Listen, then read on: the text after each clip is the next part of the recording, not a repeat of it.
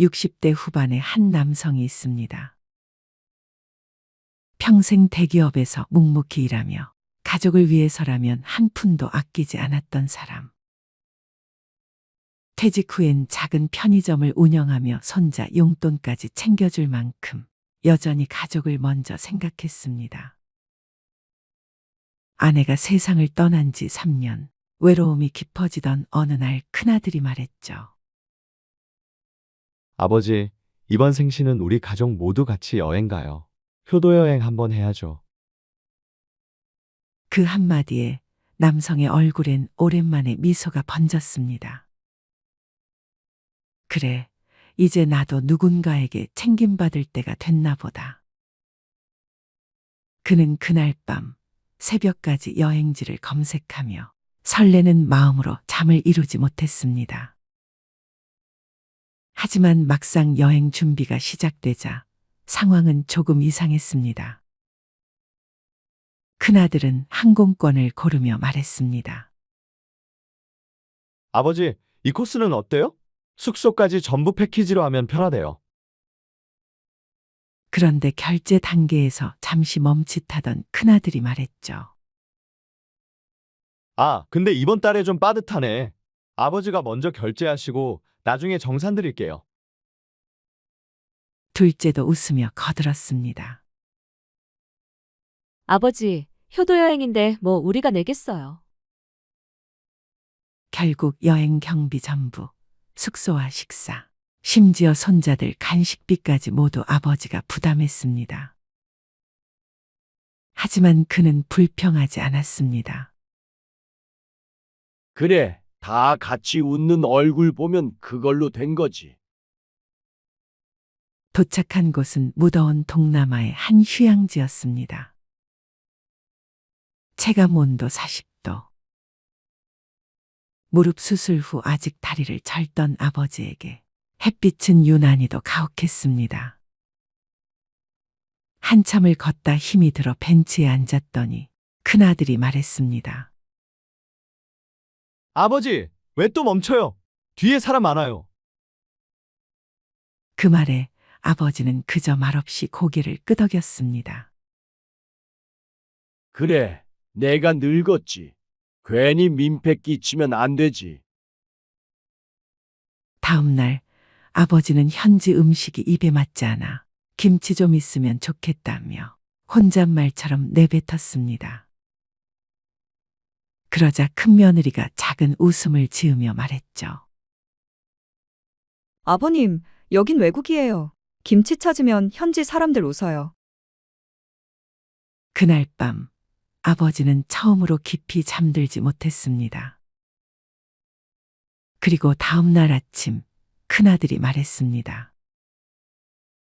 아버지, 오늘 코스는 다 야외예요.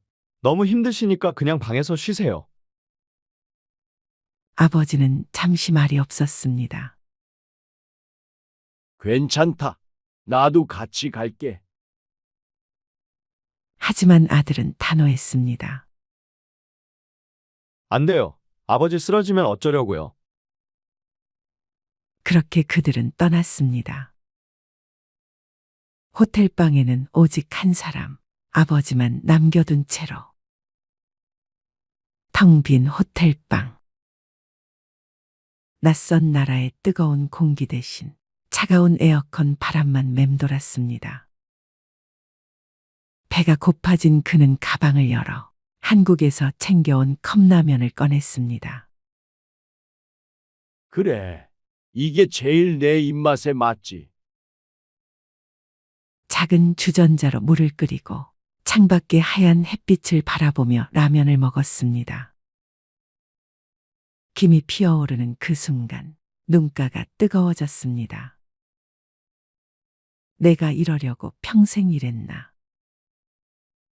메시지를 보냈지만 잘 놀고 있니? 덥지 않냐?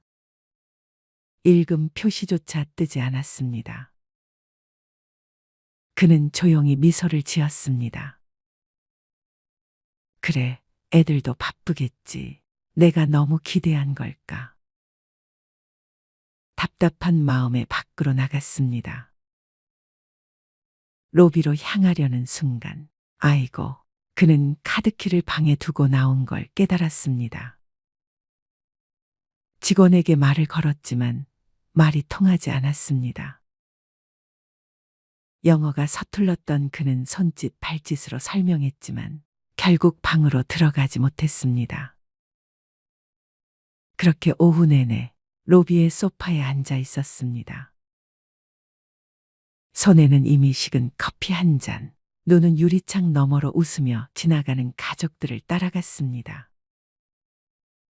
그날 저녁 가족들이 돌아왔습니다. 아버지, 왜 여기 계세요? 연락 안 받았어요? 그는 잠시 침묵하다 말했습니다. 그래, 내가 잘못했지. 방에 카드키를 두고 나왔는데 연락이 안 돼서. 아무도 사과하지 않았습니다. 여행이 끝나고 한국에 돌아온 후 아버지는 편의점으로 돌아가 일상을 이어갔습니다. 그런데 얼마 후 함께 일하던 둘째 며느리가 말했습니다. 아버님, 오늘은 아이가 열이 나서 1시간만 일찍 퇴근할게요. 그는 조용히 대답했습니다. 그럼 시급은 그만큼 빼고 가거라. 며느리는 언성이 높아졌습니다. 아버님, 가족끼리 그러세요. 그는 웃었습니다.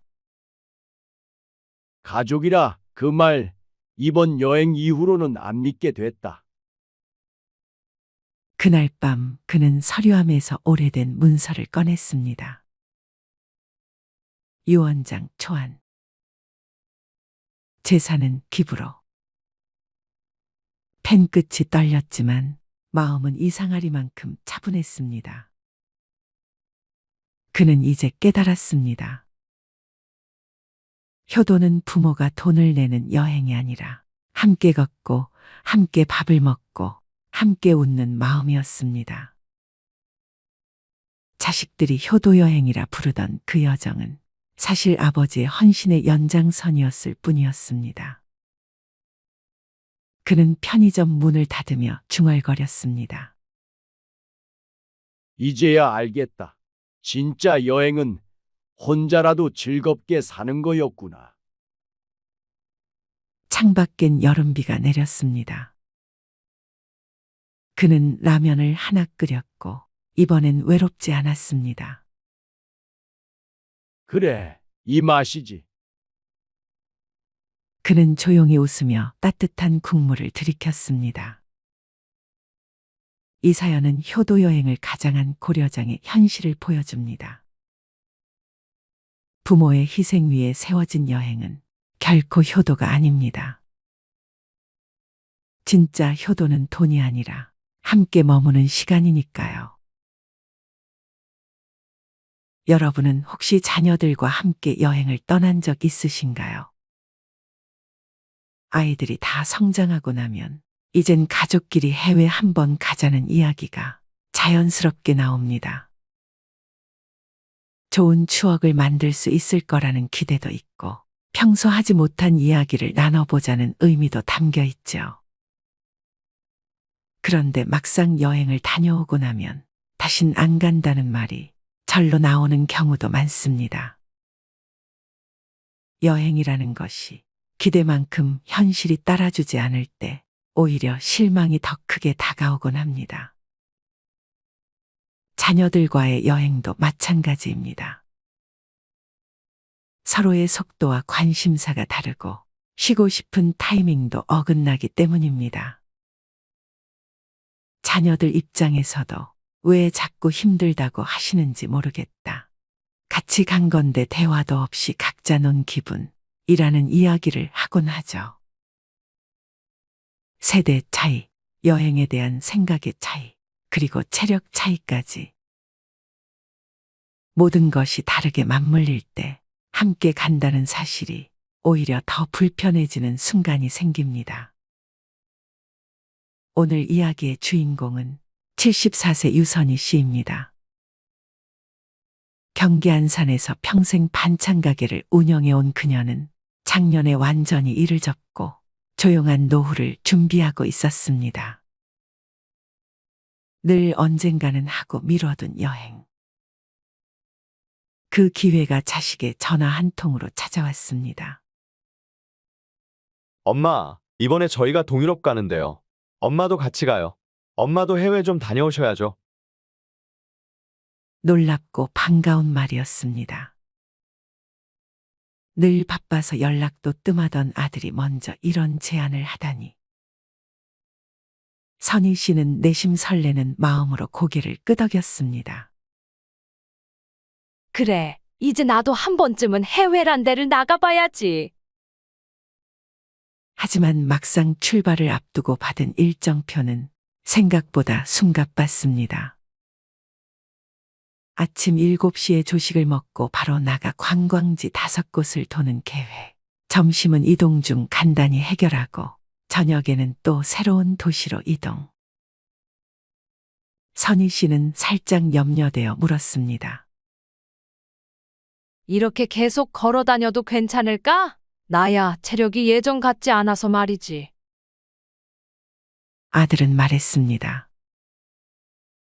엄마, 요즘 칠순 넘으신 분들도 배낭 하나 메고 세계 일주 하신다니까요. 엄마도 충분히 하실 수 있어요. 며느리는 밝은 목소리로 덧붙였습니다. 어머님, 중간에 쉴 수 있는 카페나 공원도 많이 있어요. 걱정 마세요.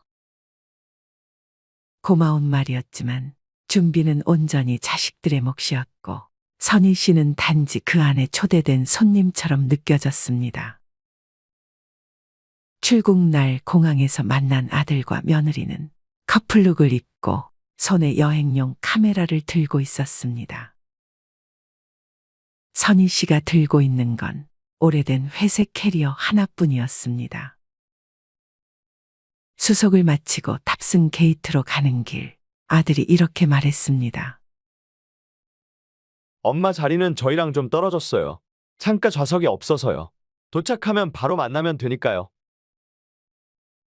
비행기를 타는 순간부터 선희 씨는 혼자라는 기분을 떨칠 수 없었습니다.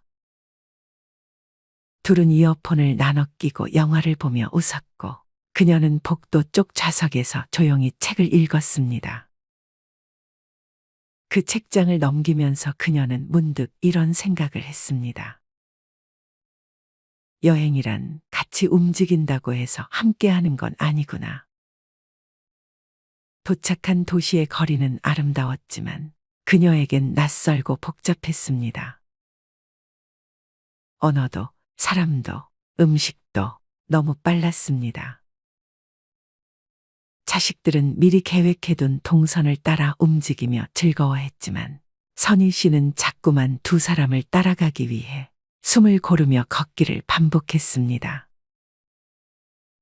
관광지에서는 사진을 찍느라 시간이 오래 걸렸고 선희 씨는 그 틈에 짐을 맡아 들거나 한쪽에 앉아 기다리곤 했습니다. 엄마도 찍어드릴게요. 라는 말에 손사래를 치며 괜찮다. 고 말했지만 마음 한켠은 허전했습니다. 사진첩엔 자식들만 가득했고 그녀는 카메라 너머의 사람으로 남았습니다. 그러던 어느 날 저녁, 식당에서 식사가 끝나자 며느리가 말했습니다. 이번 건 어머님이 계산해 주실 수 있죠? 오늘은 어머님이 주인공이신 날이니까요. 선희 씨는 말없이 카드를 꺼내며 계산을 마쳤습니다. 주인공이면 축하를 받는 게 아니라 계산을 하는 건가 하는 생각이 머리를 스쳤습니다. 그날 밤 숙소로 돌아오는 택시 안, 아들과 며느리는 소곤소곤 대화를 나누었습니다.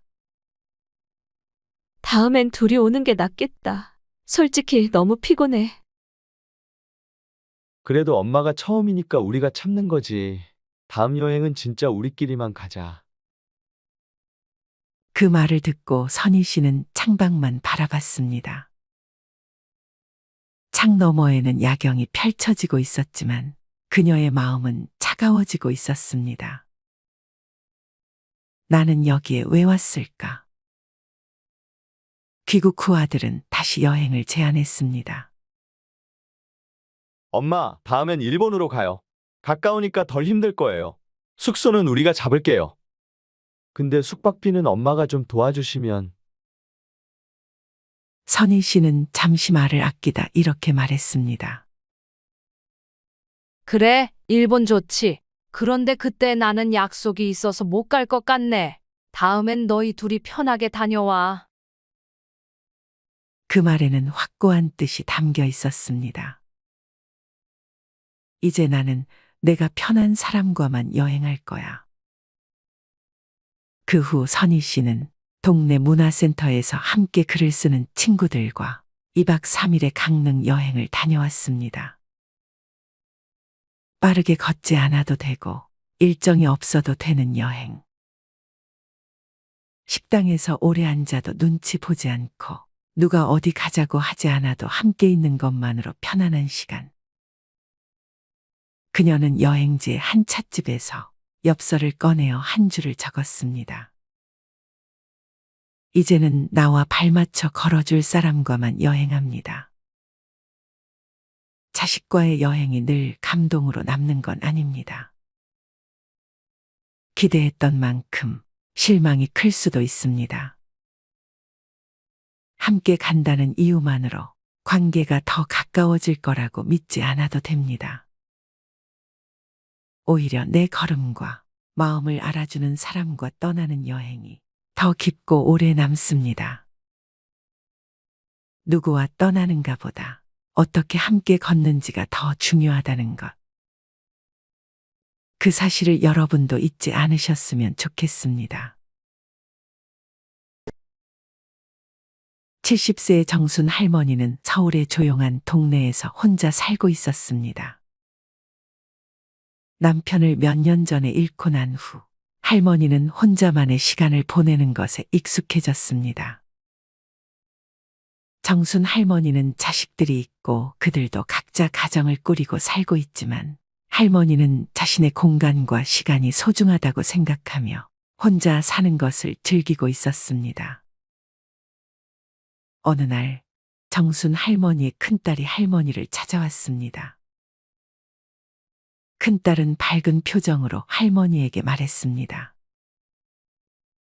엄마, 우리 가족이 이번 여름에 제주도로 여행을 가기로 했어요. 엄마도 같이 가시면 좋을 것 같아서요.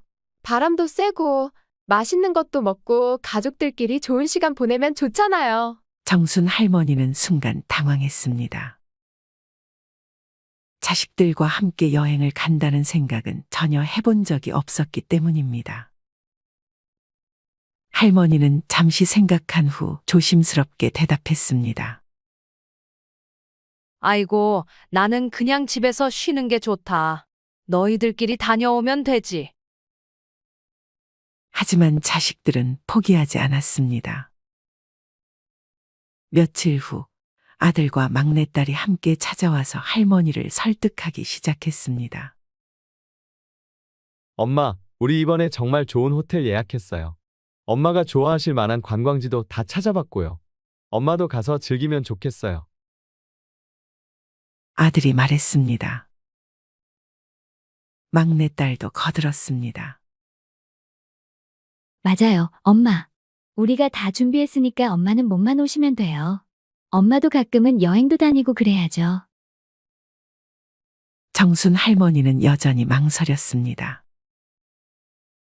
평소에 혼자 있는 시간을 즐기는 할머니에게는 가족들과 함께하는 여행이 부담스러웠기 때문입니다. 할머니는 자신만의 리듬과 생활 패턴이 깨질까 걱정되었습니다. 결국 정순 할머니는 단호하게 말했습니다. 아니다. 나는 정말 여행 가기 싫다. 너희들끼리 가거라. 나는 집이 더 편하다. 자식들은 할머니의 말에 실망했고 큰딸은 그만 화를 내고 말았습니다. 엄마, 왜 이렇게 고집을 부리세요? 우리 다 같이 시간을 보내고 싶어서 그러는 건데 왜 자꾸 거절만 하세요? 아들도 한마디 했습니다. 엄마, 우리 다 엄마를 생각해서 그러는 건데 엄마는 왜 자꾸 혼자만 있으려고 하세요? 우리가 엄마를 힘들게 하려고 하는 것도 아닌데요? 막내딸도 격앙된 목소리로 말했습니다. 맞아요, 엄마. 우리 다 같이 가서 좋은 시간 보내자고 하는 건데 왜 이렇게 못 가게 하세요? 정순 할머니는 자식들의 반응에 마음이 아팠습니다. 하지만 할머니도 자신의 감정을 표현하지 않을 수 없었습니다. 너희들은 내 입장을 이해하지 못하는구나. 나는 그냥 집에서 편하게 지내는 게 좋아. 너희들끼리 좋은 시간 보내고 오면 나는 그걸로도 충분하다. 며칠 후 자식들은 다시 할머니를 찾아왔습니다. 이번에는 모두 차분한 태도로 할머니와 대화를 시도했습니다. 큰딸이 먼저 말했습니다. 엄마, 우리가 너무 성급했어요. 엄마의 마음도 이해해야 하는데 그러지 못해서 죄송해요. 아들도 고개를 끄덕이며 말했습니다. 맞아요, 엄마. 우리도 엄마가 편하게 지내시는 게 제일 중요하다는 걸 알면서도 너무 욕심 부렸던 것 같아요. 막내딸은 할머니의 손을 잡고 말했습니다. 엄마가 편한 대로 하세요. 우리가 너무 무리한 부탁을 드린 것 같아서 미안해요. 정순 할머니는 자식들의 진심 어린 사과에 마음이 풀렸습니다. 할머니는 조심스럽게 대답했습니다. 아니다.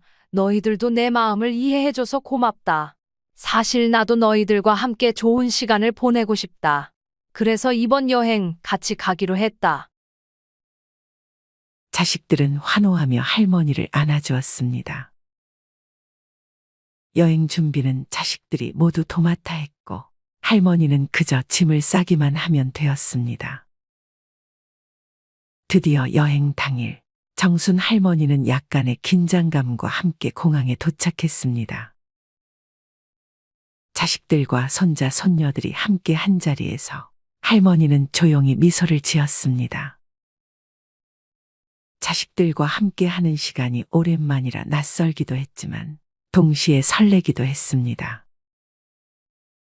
제주도에 도착한 후 할머니는 자식들과 함께 관광지를 돌아다니고 맛있는 음식을 먹으며 점점 여행의 즐거움을 느끼기 시작했습니다. 특히 손자 손녀들과 함께 하는 시간이 할머니에게는 큰 기쁨이었습니다. 아이들이 할머니에게 달려와 안기고 할머니와 함께 사진을 찍으며 즐거워하는 모습을 보며 할머니는 마음이 따뜻해졌습니다. 하지만 여행이 진행되면서 손주들이 할머니를 힘들게 하는 상황이 자주 발생했습니다. 손자 손녀들은 활기차고 에너지가 넘쳤지만 할머니에게는 그들의 활발한 행동이 감당하기 어려웠습니다.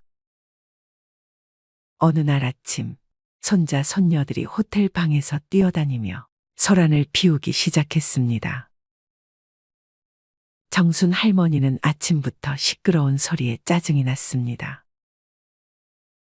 얘들아, 조금 조용히 해라. 할머니 머리가 아프다. 하지만 아이들은 할머니의 말을 듣지 않고 계속 뛰어다녔습니다. 큰딸이 나서서 아이들을 타이르려 했지만 아이들은 쉽게 진정되지 않았습니다. 엄마, 아이들이 아직 어려서 그래요. 조금만 이해해 주세요. 큰딸이 말했습니다. 하지만 할머니는 화가 나 있었습니다. 너희들도 애들이 이러는 걸 좀 막아야지. 나도 이제 나이가 있어서 이렇게 시끄러운 건 견디기 힘들다. 갈등은 점점 심해졌습니다. 한 번은 관광지에서 손자 손녀들이 할머니와 함께 사진을 찍으려고 했지만 아이들이 자꾸 뛰어다니며 장난을 치는 바람에 사진 촬영이 쉽지 않았습니다. 얘들아, 조금만 가만히 있어라. 할머니랑 사진 찍자. 아들이 말했지만 아이들은 듣지 않았습니다. 결국 정순 할머니는 폭발하고 말았습니다. 이렇게 뛰어다니기만 할 거면 나 혼자 돌아다니겠다. 너희들끼리 놀아라. 자식들은 할머니의 반응에 당황했고 아이들도 눈치를 보기 시작했습니다. 큰딸이 말했습니다. 엄마, 우리가 잘못했어요.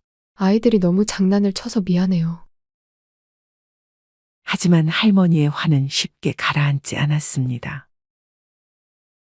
나는 이제 나이가 많아서 이렇게 소란스러운 걸 견디기 힘들다. 너희들도 그걸 좀 생각해줘야 하는 거 아니냐? 손주들과의 갈등이 조금 가라앉은 후 이번에는 자식들과의 갈등이 발생했습니다. 자식들은 할머니와 함께 더 많은 시간을 보내고 싶어 했지만 할머니는 자꾸 혼자 있고 싶어 했습니다. 어느 날 저녁, 자식들은 저녁 식사 후 함께 산책을 가자고 제안했습니다. 엄마, 저녁 식사 후에 우리 다 같이 산책할까요? 아들이 말했습니다.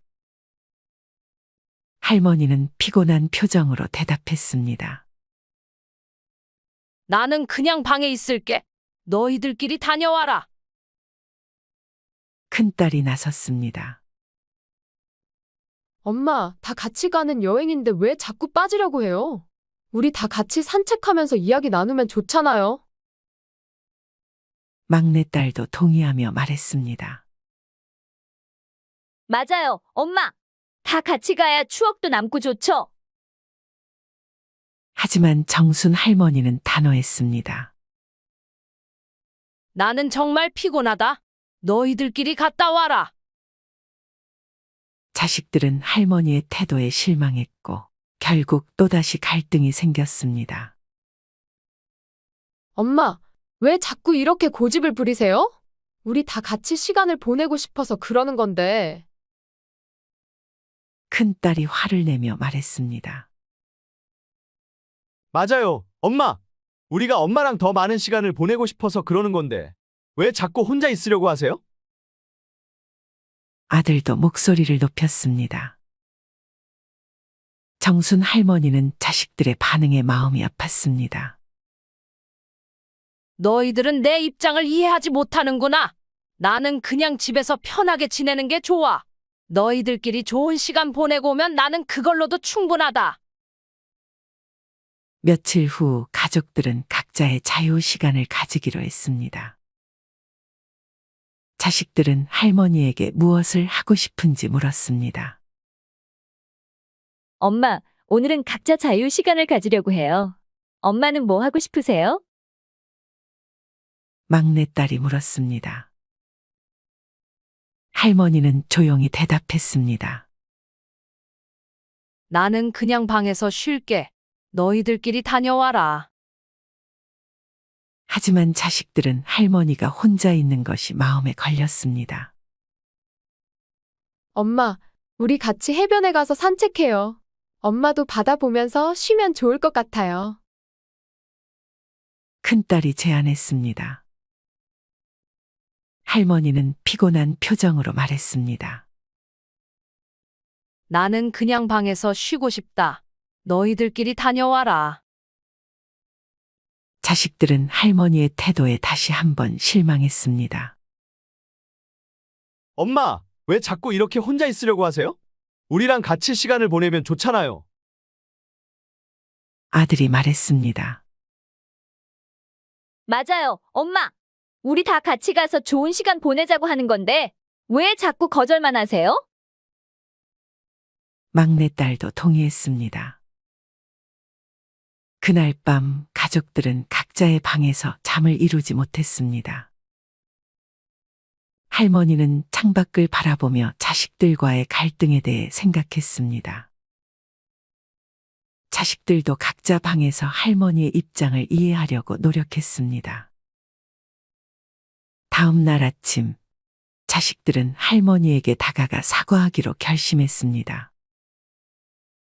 큰딸이 먼저 말했습니다. 엄마, 우리가 너무했어요. 엄마의 마음을 이해하지 못하고 우리만 생각했던 것 같아요. 정말 미안해요. 아들도 조용히 말했습니다. 맞아요, 엄마. 우리가 너무 욕심 부렸던 것 같아요. 엄마가 편하게 지내실 수 있도록 배려하지 못했어요. 정말 죄송해요.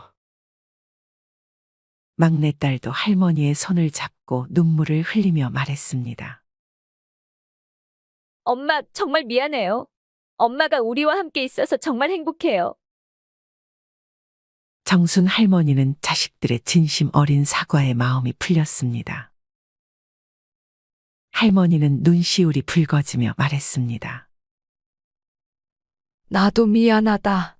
나도 너희들과 함께 하고 싶은 마음은 같은데 내가 너무 내 고집만 부렸던 것 같다. 우리 서로 이해하고 더 많은 시간을 함께 보내자꾸나. 그 후 가족들은 서로의 마음을 더 잘 이해하게 되었습니다. 할머니는 자식들과 함께 남은 일정을 소화하며 제주도의 아름다움을 만끽했습니다.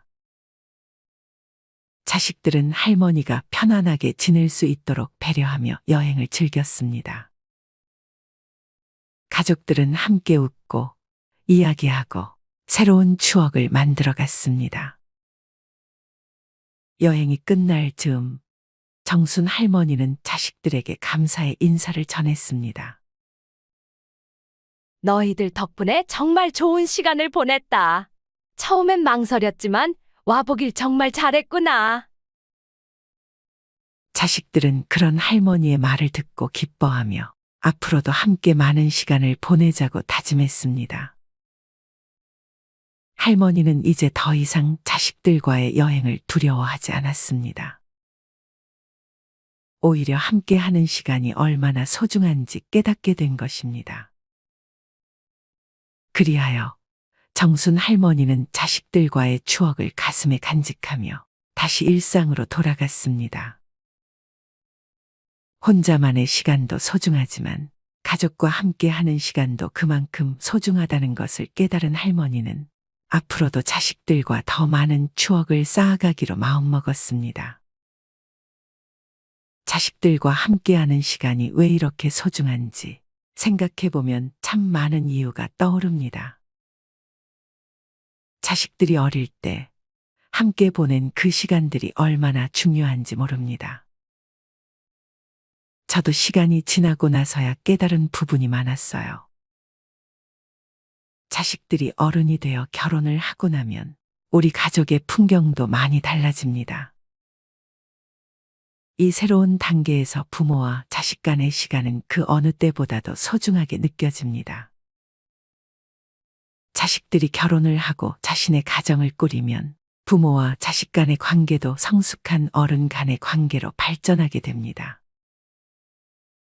이제는 부모로서 조언을 해주기도 하지만 동시에 친구처럼 서로의 생각과 감정을 나눌 수 있는 관계가 되죠. 이 새로운 관계는 부모에게도 큰 기쁨을 줍니다. 성인이 된 자식들과의 대화는 어릴 적과는 다르게 깊이 있는 이야기를 나눌 수 있습니다. 인생의 경험, 사회적인 이슈, 서로의 꿈과 계획 등에 대해 이야기하면서 서로에게 많은 것을 배우게 됩니다. 이러한 대화는 부모와 자식 간의 이해와 존중을 더욱 깊게 해줍니다. 자식들이 결혼을 하면 가족이 확장됩니다. 새로운 가족 구성원인 배우자와 손주들이 생기죠. 이들과 함께 시간을 보내는 것은 부모에게 큰 즐거움입니다. 새로운 가족과 함께하며 더욱 풍부한 가정의 이야기를 만들어가는 과정은 매우 행복한 일입니다. 명절이나 기념일에 가족이 모두 모여 함께 시간을 보내는 것은 정말 소중한 순간들입니다. 함께 식사하고 이야기를 나누며 웃음을 나누는 시간은 가족 간의 유대감을 강하게 만들어줍니다. 이런 특별한 순간들은 오랫동안 기억에 남으며 가족 간의 사랑을 확인하는 기회가 됩니다. 부모로서 자식들이 성인이 되었을 때 인생의 지혜와 경험을 나누는 것은 큰 의미가 있습니다. 자식들이 결혼 생활이나 직장 생활에서 겪는 어려움에 대해 조언을 해주고 자신의 경험을 나누면서 자식들이 더욱 성숙한 어른으로 성장하는 데 도움을 줄 수 있습니다.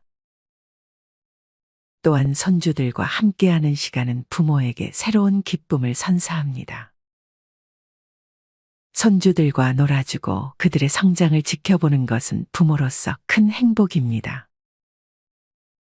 손주들에게 할머니, 할아버지로서의 사랑과 지지를 주는 것은 삶의 새로운 의미를 부여해 줍니다. 자식들과 손주들에게 가족의 역사와 전통을 전수하는 것도 중요한 일입니다. 가족만의 전통을 함께 나누고 가족의 이야기를 공유하는 시간은 자식들과 손주들이 가족의 뿌리를 이해하고 이를 이어가게 합니다. 이를 통해 가족 간의 유대감이 더욱 강화됩니다. 자식들이 성인이 되고 결혼을 해도 부모의 사랑과 지지는 변하지 않습니다. 자식들이 어떤 어려움을 겪더라도 부모가 항상 곁에 있다는 사실은 큰 위로와 힘이 됩니다. 성인이 된 자식들도 부모의 사랑과 지지를 통해 안정감과 힘을 얻을 수 있습니다. 결국 자식들이 성인이 되어 결혼하고 함께하는 시간은 부모에게 큰 의미와 기쁨을 줍니다. 이 시간들은 가족 간의 사랑과 유대감을 확인하고 서로에게 지지와 격려를 주는 소중한 순간들입니다. 부모로서 성인이 된 자식들과 함께하는 시간을 소중히 여기며 가족의 행복을 함께 나눌 수 있기를 바랍니다.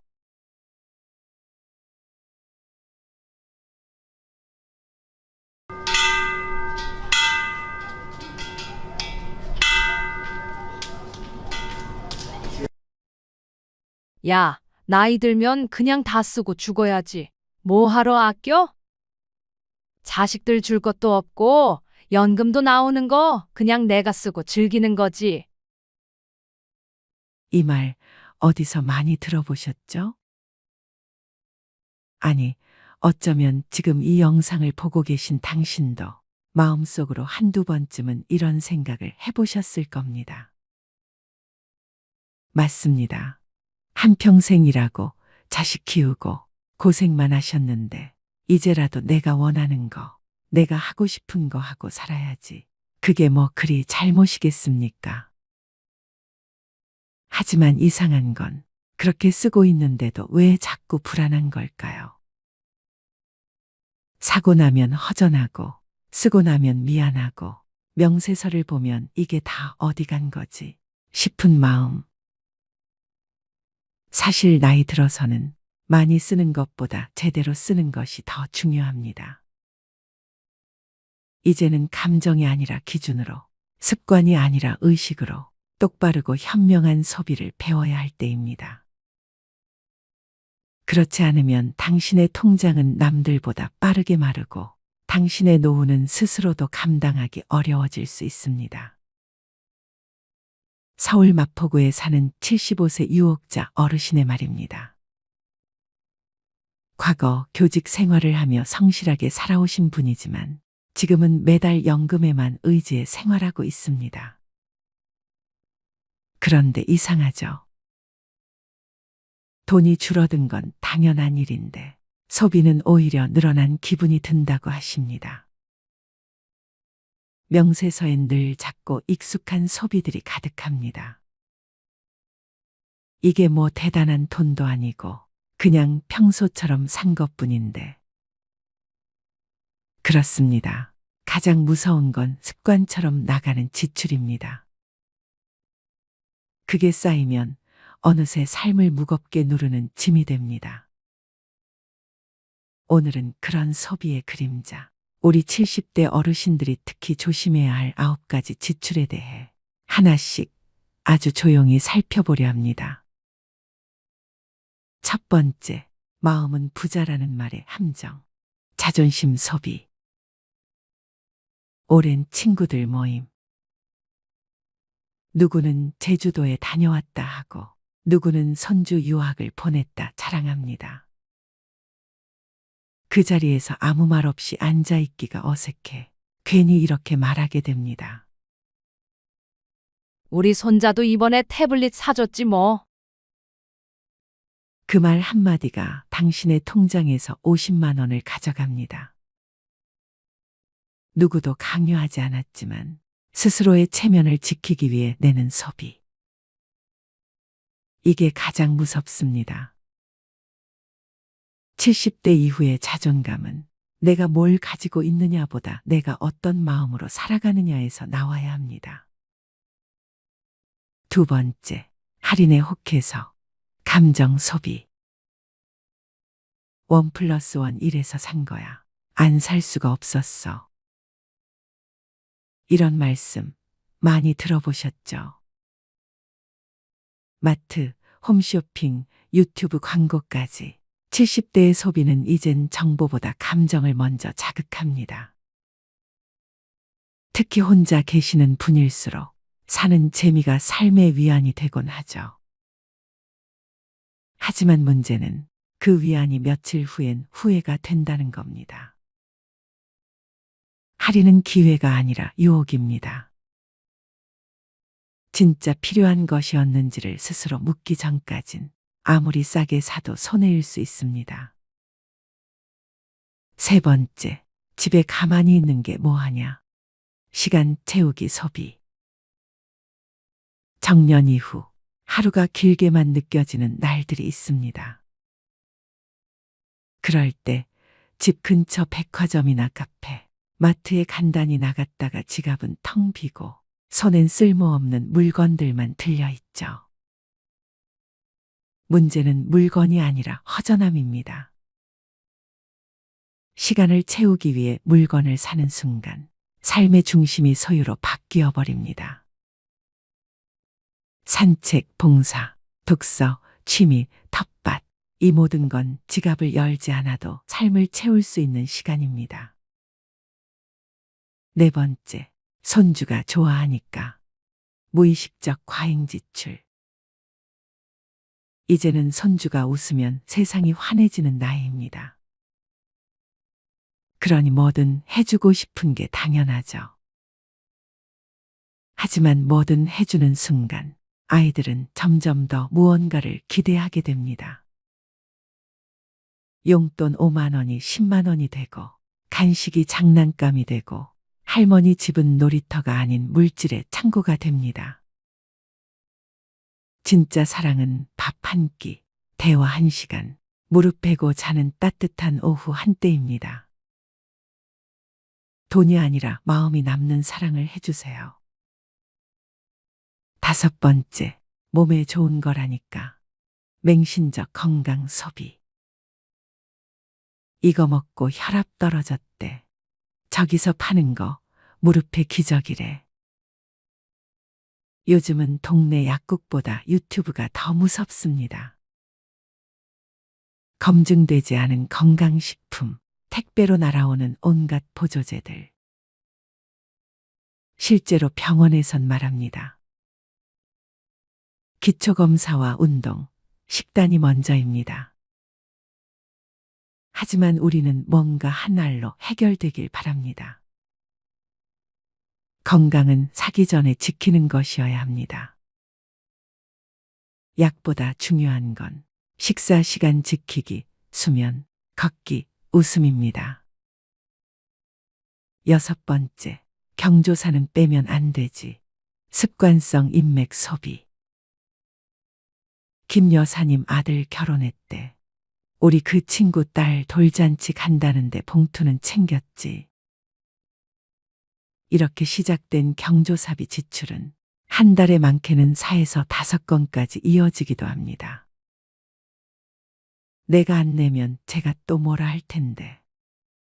예전엔 그 집에서도 내 행사 왔었잖아.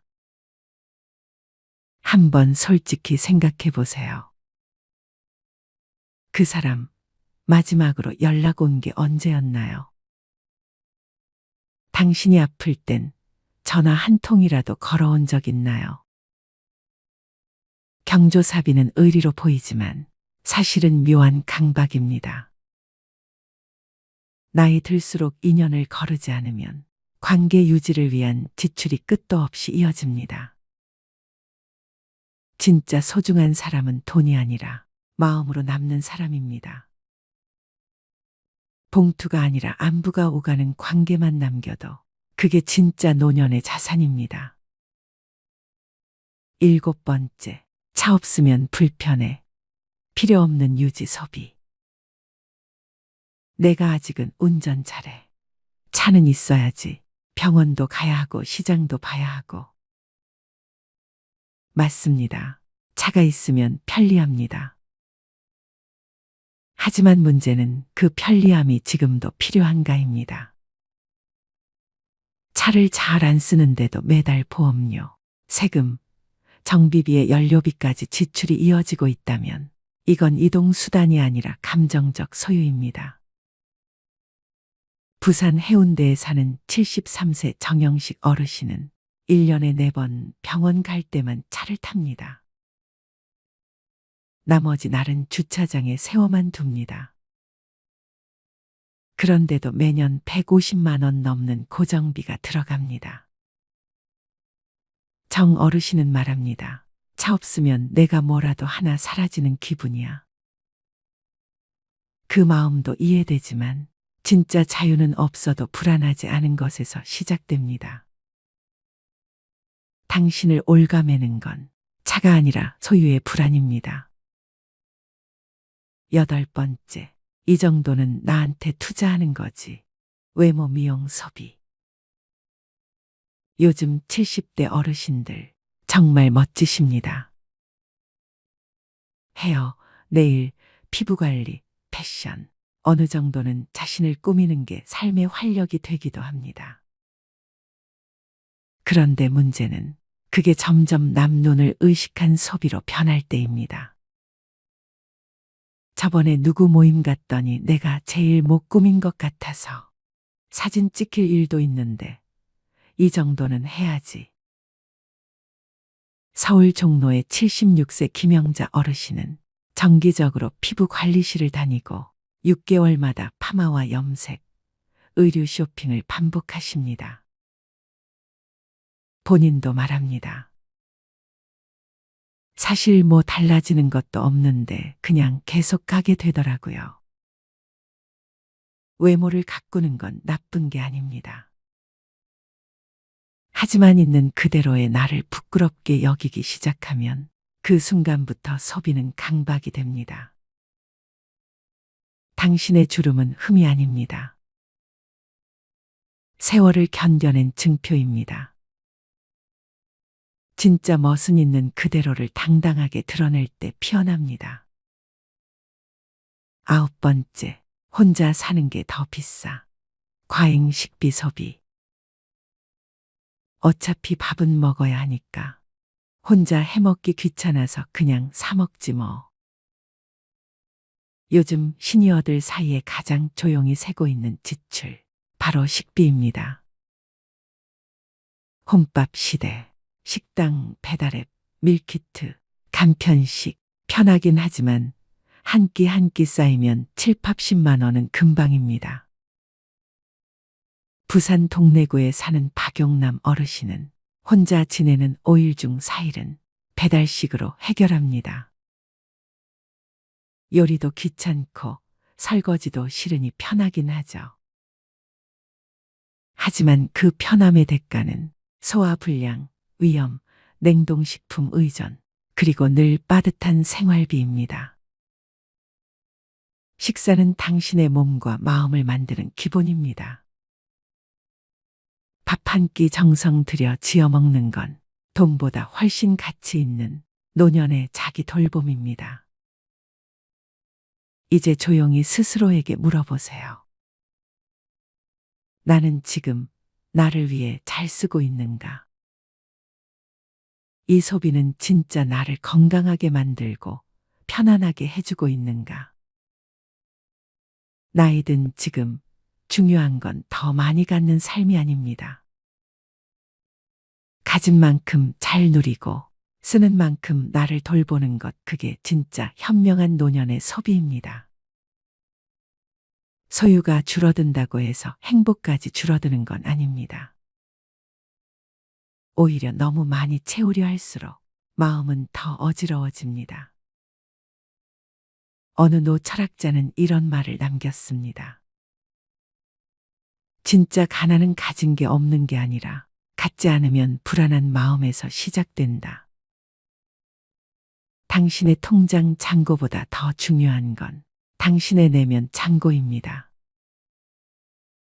지금 당신에게 필요한 건 절제가 아니라 나를 아끼는 선택, 나를 위한 쓰임입니다. 불안해서 사는 것 말고, 건강해서 먹는 것, 고독해서 쓰는 것 말고 따뜻해서 쓰는 소비. 그게 바로 당신을 지키는 힘입니다. 이제는 남에게 보여주기 위한 소비가 아니라 내 삶을 더 나답게 만드는 소비를 해보세요. 더 이상 아끼기만 하지 마세요. 다만 나를 아프게 하지 않는 방식으로 내 몸과 내 마음을 지켜주는 방향으로 현명하게 쓰는 연습을 시작해 보세요. 당신의 지갑을 지키는 건 결국 숫자가 아니라 삶을 존중하는 당신의 태도입니다. 그 태도가 곧 지금부터 남은 시간을 평온하게 만들어줄 겁니다. 80대 선배들이 퇴직하고 나서 이걸 하길 참 잘했다. 시간을 되돌려도 이것만은 꼭 하겠다. 고 추천하는 건 무엇일까요? 먼저 첫 번째, 건강관리. 죽기 전 10년은 앓다가 간다. 평생 의료비의 절반은 70세 이후에 쓴다. 나이가 들면 돋보기, 보청기, 틀니, 지팡이, 약봉지가 일상이 됩니다. 아프면 서럽다지만 더 큰 문제는 질병으로 인해 파생되는 삶의 질 저하입니다. 새해 1월에는 늘 건강을 외칩니다. 가장 귀담아 들어야 할 사람들은 바로 50에서 60대들입니다. 건강을 잃으면 모든 것을 잃는다는 말을 실감하는 나이이죠. 암 등 중병이라도 걸리면 돈도 많이 들어갑니다. 타인의 도움이 필요해지는 상황이 닥치면 더 실감합니다. 특히 간병비는 건강보험이 적용되지 않아서 사비로 충당해야 하는데 최근 인건비 상승으로 월 3,400만 원이 드는 경우가 태반입니다. 얼마나 오래 아플지, 간병비는 언제까지 나갈지, 이런 모든 일정이 불확실하다는 것도 문제입니다. 병을 늦게 발견해 건강보험이 안 되는 신약까지 사용하면 노후 설계가 송두리째 흔들립니다. 겨우 장만한 집 한 채를 팔 정도가 아니더라도 예금은 거의 다 날아갈 수 있습니다. 우리보다 앞서 고령화된 일본에서도 병원 신세를 지는 노인들이 의료와 요양의 노후 자금을 쏟아부으면서 간병 파산 위험에 직면했습니다. 노후에 돈을 아끼는, 아니 버는 방법은 부부가 모두 건강한 것입니다. 운에 내 몸을 맡기지 말고 스스로 노력해야 병원비, 약값을 아낄 수 있습니다. 해마다 돌아오는 국가검진을 꼬박꼬박 받아야 합니다. 40대 이상은 2년마다 위내시경, 50대 이상은 매년 대변검사에 이어 대장내시경을 받을 수 있습니다. 귀찮다고, 내시경이 무섭다고 검진을 건너뛰면 후회할 수 있습니다. 최근 위암, 대장암이 줄고 있는 것은 국가암 검진의 영향도 큽니다.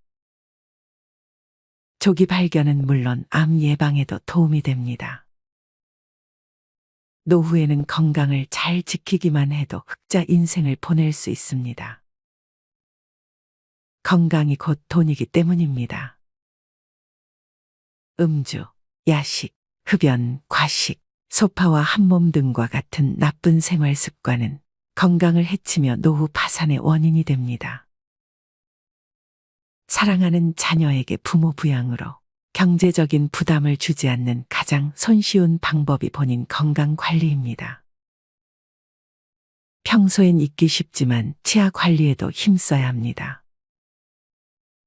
김현정 서울대 치대 교수는 구강 건강이 나빠지면 노쇠 위험이 높아진다는 연구가 나와 있을 정도로 구강 건강은 노년기 삶의 질을 좌우한다면서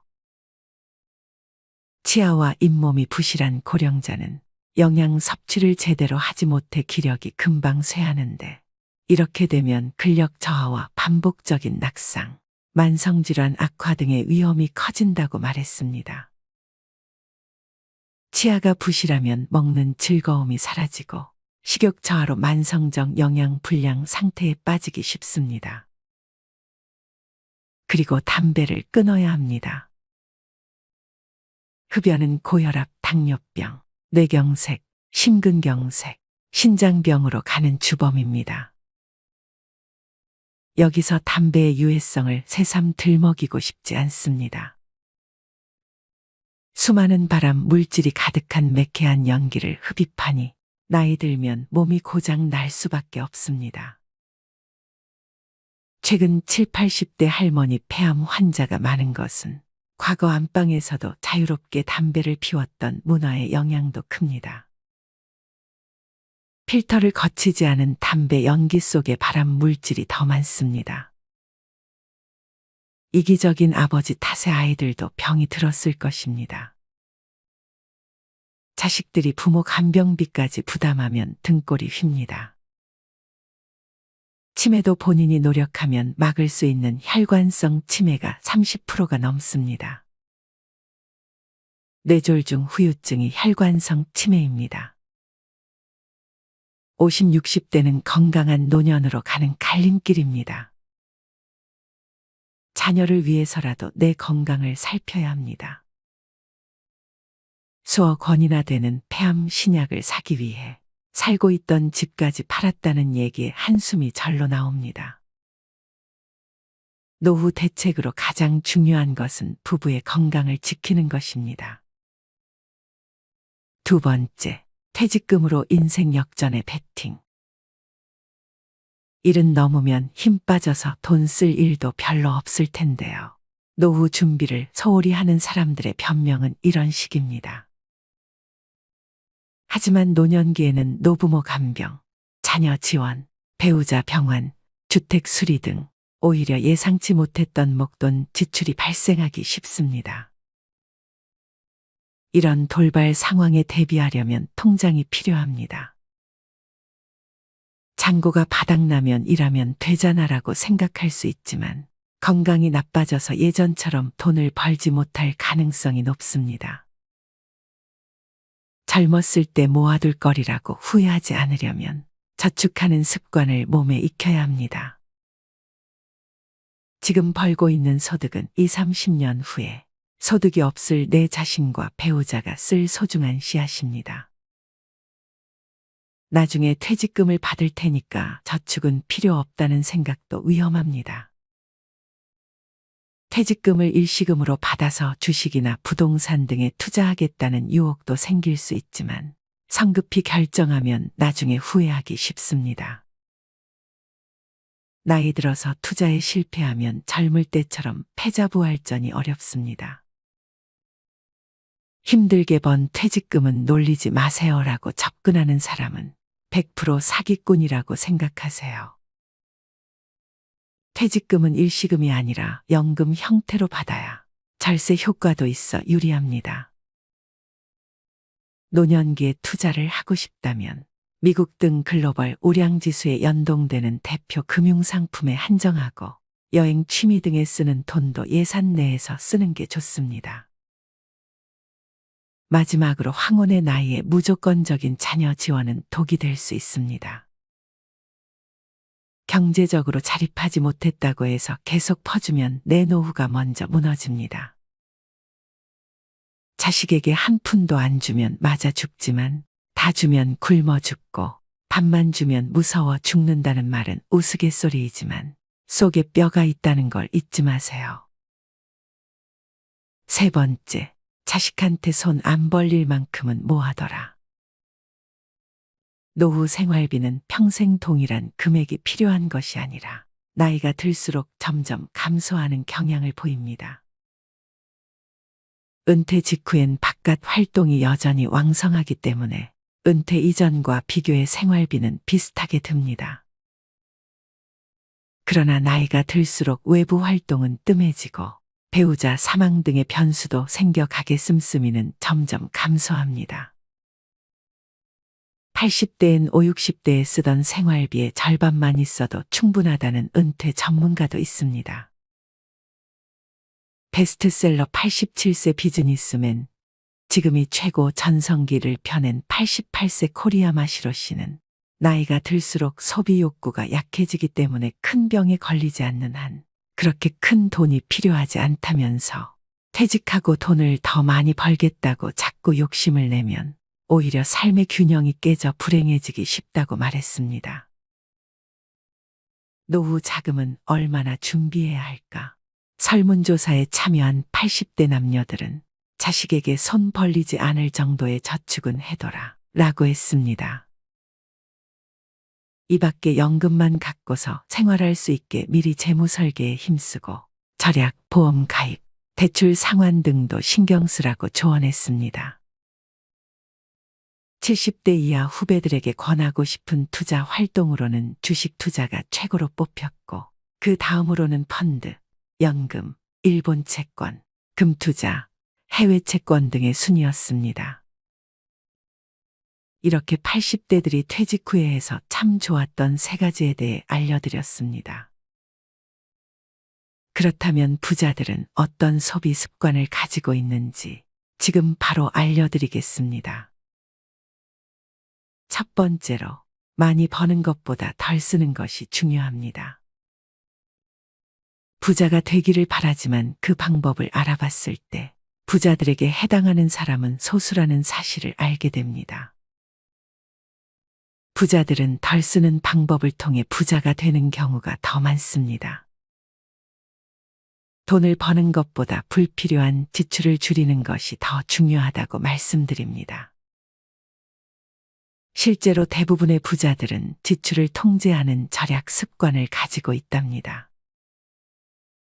버는 돈보다 쓰는 돈이 적어야 부자가 될 수 있습니다. 잘 모아지지 않더라도 조금씩 돈이 쌓여 부자가 되고 있다는 사실을 명심하세요.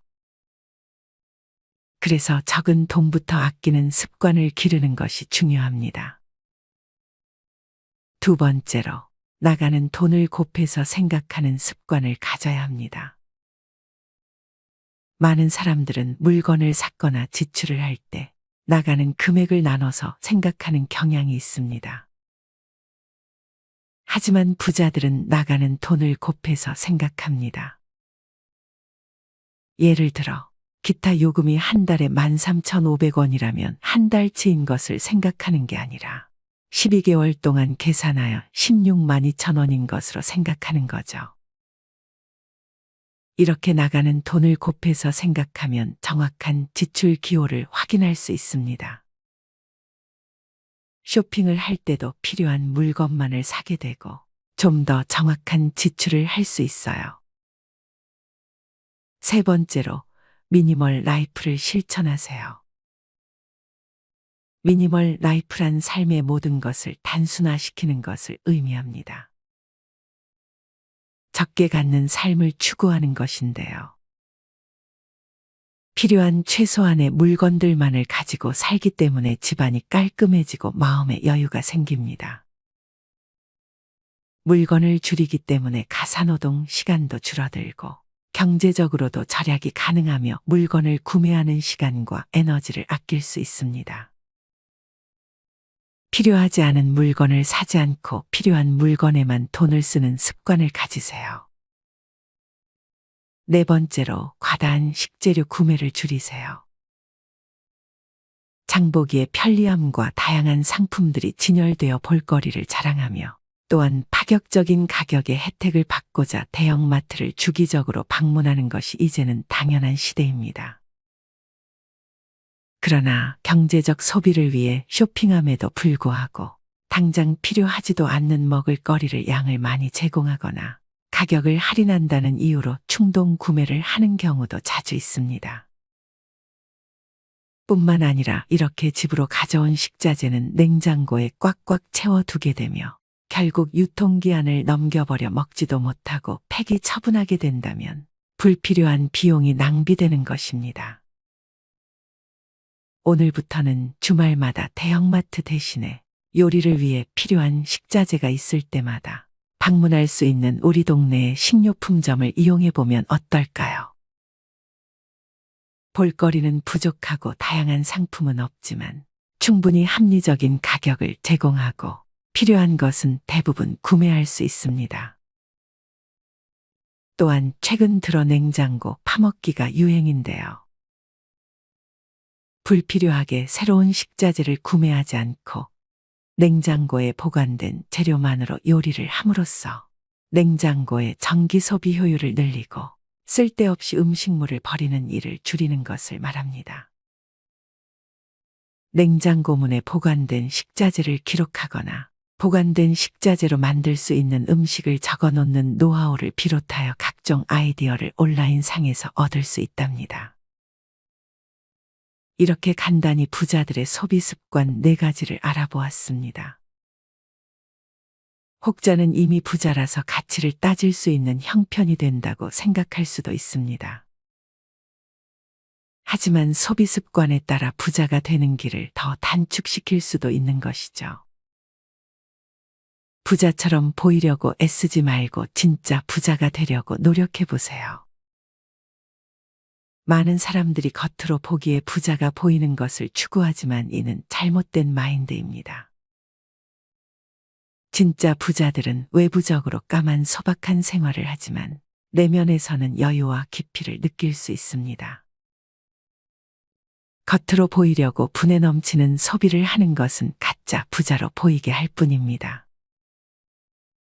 진짜 부자들은 소박한 생활을 유지하며 진정한 부자로 성장하는 것이 중요합니다. 이렇게 부자들의 소비 습관을 통해 부자가 되어가는 방법을 알아봤습니다. 아껴서 소비하는 습관을 부정적인 마인드로 생각하는 것이 아닌 하루하루 부자가 되어가는 과정으로 생각해 보세요. 사는 것을 아끼는 것이 후회하는 것보다 좋다는 사실을 명심해 주세요. 생활비가 부족하면 어떡하지? 퇴직 후의 삶에 대해 대다수 사람들은 돈 걱정부터 합니다. 하지만 80대 선배들은 노년엔 돈보다는 외로움이 더 문제라고 말합니다. 특히 직장에 평생 헌신하며 살아온 회사올 인형 남성은 퇴직 후 사회적 고립에 괴로울 수 있는 만큼 지루한 고독감을 극복하는 방법을 알아야 한다는 것입니다. 설문에 참여한 80대 선배들은 노년 고독을 이겨낼 구체적인 방법으로 취미 활동에 참여한다, 지역 활동에 참여한다, 부부 대화를 자주 한다, 부부 가족 여행을 떠난다 등을 추천했습니다. 늙으면 부부밖에 없다는 말이 있다더니. 설문에 참여한 80대 응답자 10명 중 7명은 인생에서 소중히 생각했어야 할 사람은 누구인가라는 질문에 배우자라고 답했습니다. 퇴직 후 고독감을 없애기 위한 최고 방법은 재취업이라는 의견도 있습니다. 회사에 매일 가서 사람을 만나면 고독감은 저절로 해소된다는 것입니다.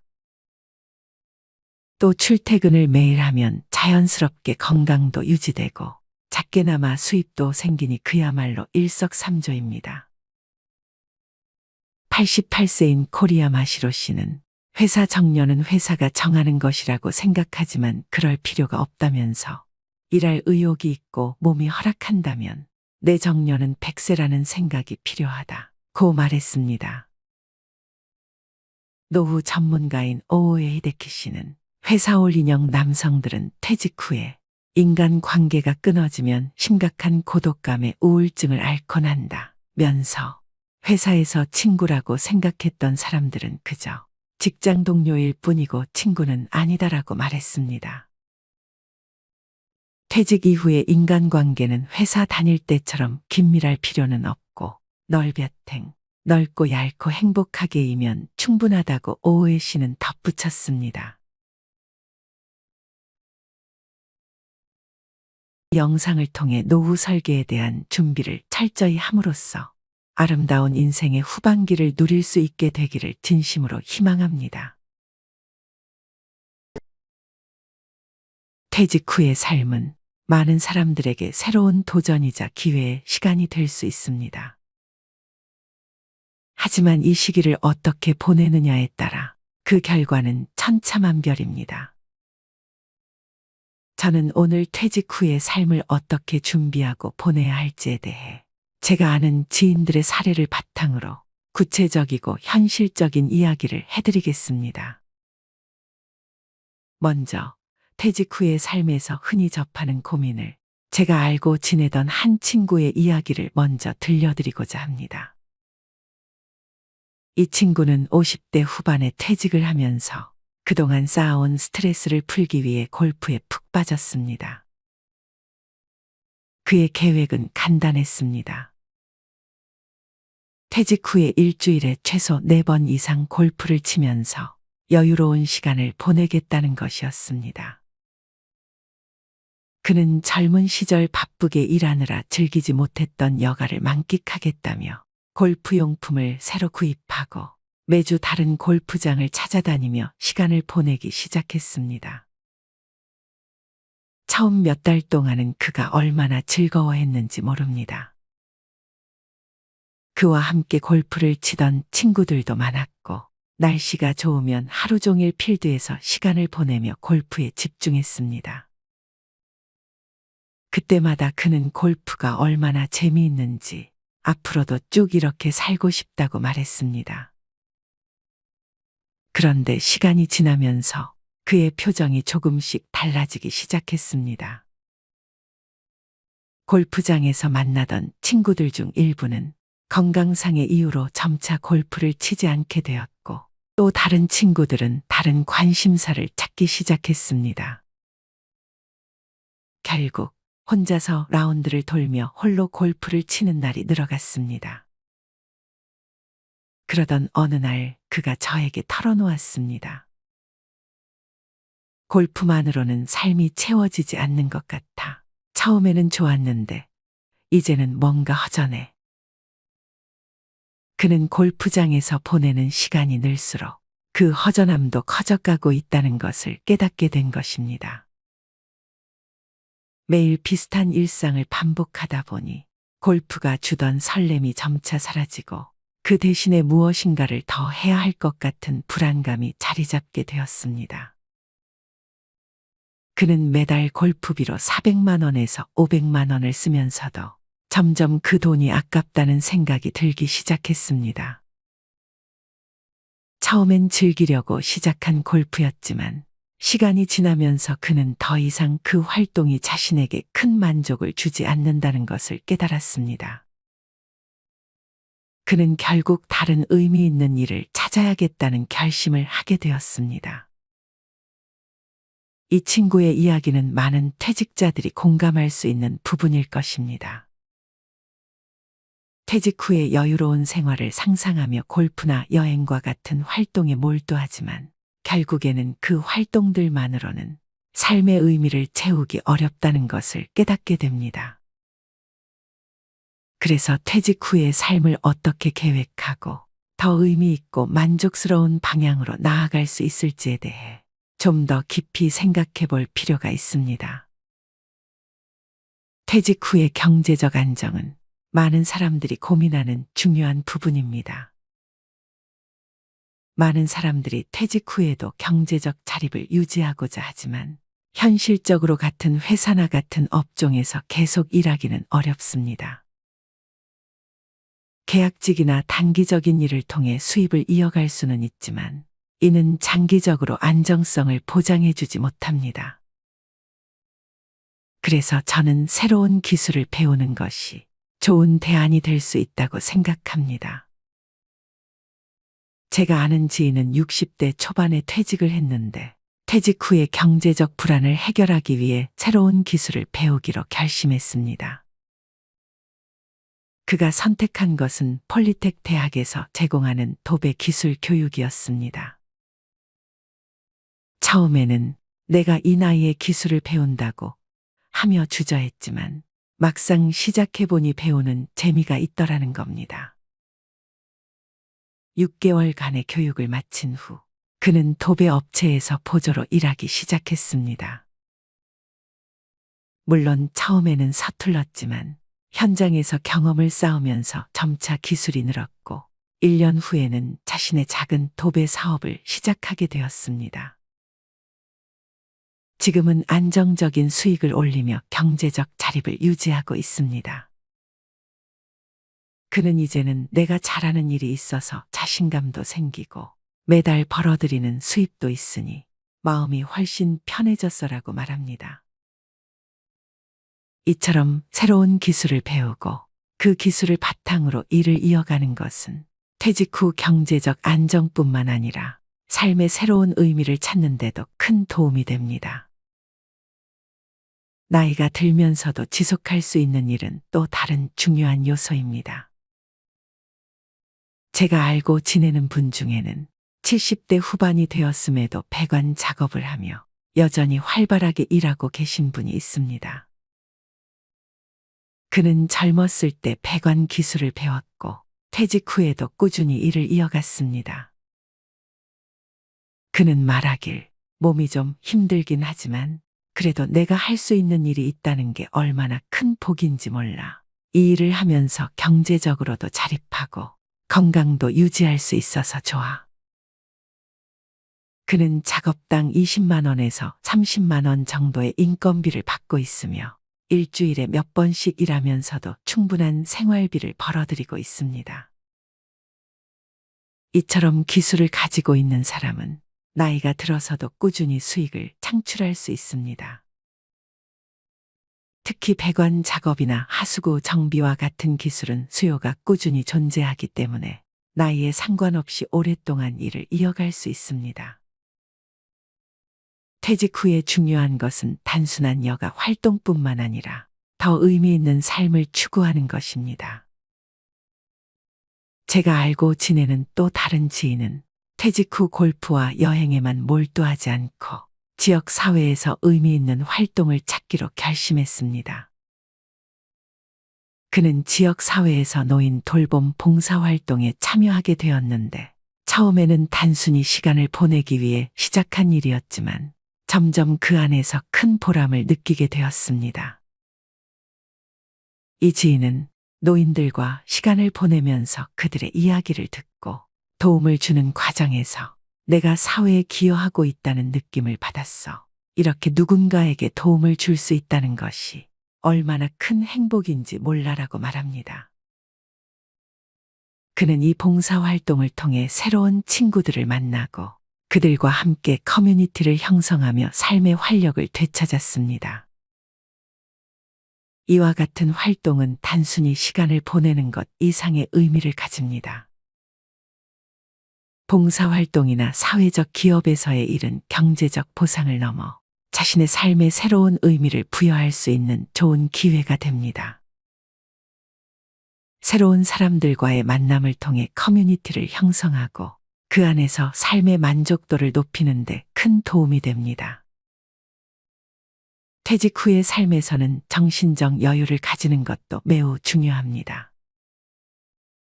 퇴직 후 많은 사람들이 정치나 권력, 돈에 집착하게 되지만 이는 오히려 스트레스와 불안감을 증대시킬 수 있습니다. 제가 알고 지내는 한 분은 퇴직 후 정치 뉴스에 지나치게 몰두하면서 가족과 갈등을 겪은 적이 있습니다. 그는 하루 종일 정치 뉴스만 보며 특정 정치적 견해를 강하게 주장했는데 이로 인해 가족들과의 대화가 점점 격해지고 불편한 상황이 계속되었습니다. 결국 가족들은 그와의 대화를 피하게 되었고 그는 점차 고립감을 느끼게 되었습니다.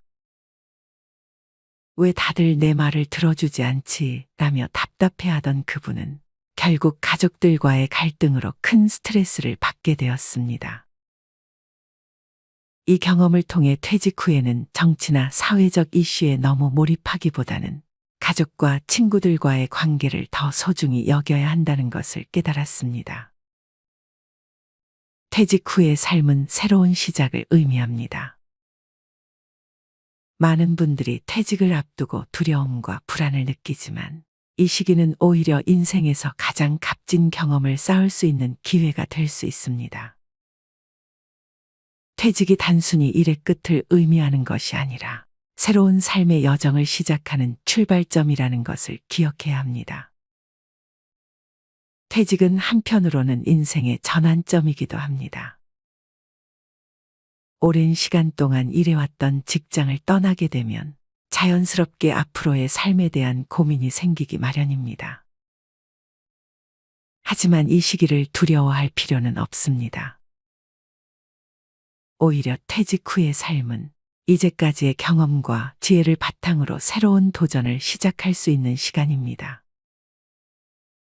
지금까지 쌓아온 경력과 지식을 바탕으로 그동안 바쁘게 살아오면서 미처 해보지 못했던 일들을 시도해 볼 수 있는 기회로 삼아야 합니다.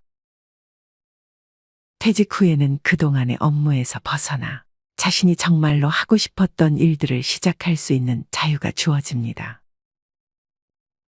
그동안 가족과의 시간, 자신의 건강, 취미 활동 등 여러 가지 이유로 미뤄왔던 일들을 할 수 있는 여유가 생깁니다. 이제는 더 이상 일에 얽매이지 않고 진정으로 자신을 위한 시간을 가질 수 있습니다. 퇴직은 인생의 끝이 아닙니다. 오히려 새로운 시작을 알리는 신호입니다. 그동안 쌓아온 경험과 지혜를 바탕으로 이제는 자신을 위한 시간을 가질 수 있으며 새로운 도전을 시작할 수 있는 기회가 주어집니다. 퇴직 후의 삶은 더 이상 일에 얽매이지 않고 자신이 진정으로 원하는 삶을 살 수 있는 시기입니다. 이 시기를 잘 활용한다면 인생의 또 다른 황금기를 맞이할 수 있을 것입니다.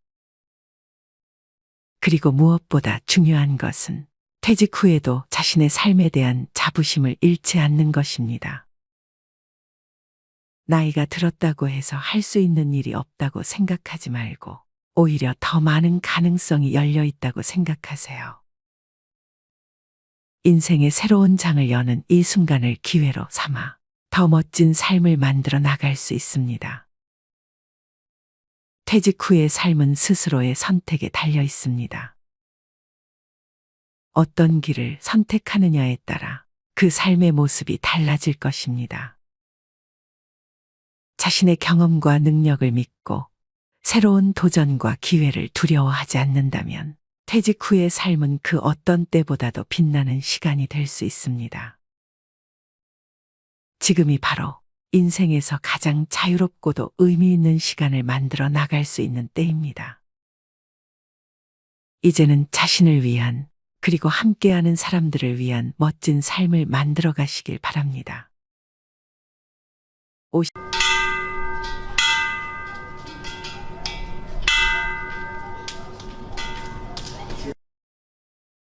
안녕하세요. 저는 60대 후반 할머니입니다. 제가 이렇게 사연을 이야기하게 된 이유는 며느리와 아들놈 때문입니다. 저희 부부는 결혼 후 아이가 생기지 않아서 몇 년 만에 어렵게 아들을 낳았습니다. 아이가 생기지 않다가 몇 년 만에 생긴 아들이라 정말 귀하게 키웠습니다. 금이야 오기야 땅에 내려놓으면 다칠까 그렇게 애지중지하며 키웠던 아들이었습니다. 지금 생각해보면 자식을 그렇게 키운 저희 부부 잘못이 크다고 생각합니다. 어쨌든 그렇게 아들을 키워서 2년 전에 결혼을 시켰습니다.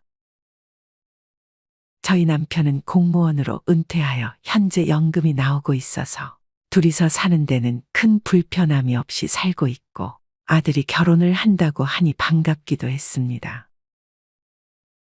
빨리 손주를 보고 싶은 마음도 컸고요. 그렇게 결혼 전 며느리감이라고 집으로 데리고 왔는데 얼굴이 뽀얗고 몸이 많이 말랐더라고요. 저는 사실 제가 건강이 좋지 않아 아이 낳고도 많이 아팠었고 고생을 많이 해서 조금은 건강한 아이였으면 했지만 아들이 좋다고 하니 저희도 흔쾌히 허락을 했습니다. 며느리는 말이 별로 없을 뿐 아니라 굉장히 예민했습니다. 저희 집에 오면 음식을 차려줘도 음식에 거의 손을 대지 않고 입맛이 없다고만 했습니다. 하지만 남편과 저는 이해를 하려고 노력했습니다. 사실 기분이 썩 좋지는 않았지만 요즘이 무슨 조선시대도 아니고 먹는데 불편하면 편한 대로 하라고 하니까 음식에 손을 대지도 않았습니다. 그렇게 결혼해서 잘 사는 듯 보였어요. 저희도 특별한 집안 행사 때가 아니면 아이들에게 딱히 연락을 하지 않는 성격이어서 잘 살고 있구나 싶었습니다. 그러던 어느 날 임신을 했다고 전화가 왔습니다. 정말 기쁜 마음으로 축하를 했습니다. 고맙고 흐뭇했습니다. 적적하던 차에 임신 소식을 들으니 그렇게 반가울 수가 없었습니다. 그렇게 아이를 낳았고 찾아가서 산후조리에 보태라고 용돈을 제법 두둑하게 주고는 우리는 바로 나왔습니다. 손주는 정말 예뻤는데 며느리의 눈치가 보였거든요. 워낙 예민한 며느리라 신경이 쓰일까 싶어 바로 나오는데 아들 녀석이 따라 나오더니 아이 낳은 지 며칠 되지도 않았는데 저희에게 아이를 돌봐줄 수 있는지 물었습니다. 그래서 저희가 그랬습니다. 아니, 아이 낳은 지 얼마 되지도 않았는데 뭐가 그렇게 급하냐고 그랬더니 아들 녀석이 며느리가 직장에서 지금까지 쌓은 것을 한꺼번에 잃어버릴까봐 걱정이 많다고 했습니다.